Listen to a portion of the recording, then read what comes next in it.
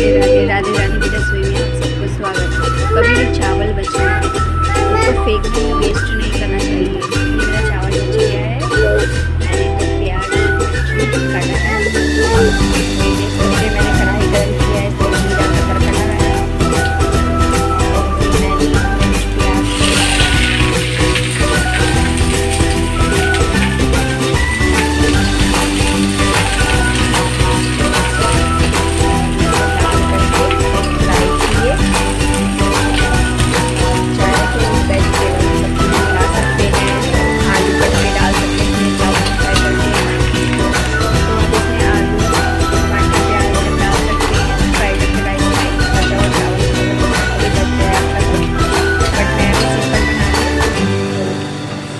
जल्दी से बहुत ईजी है, 10 मिनट में ये हमारा टेस्टी सा राइस तैयार हो जाता है।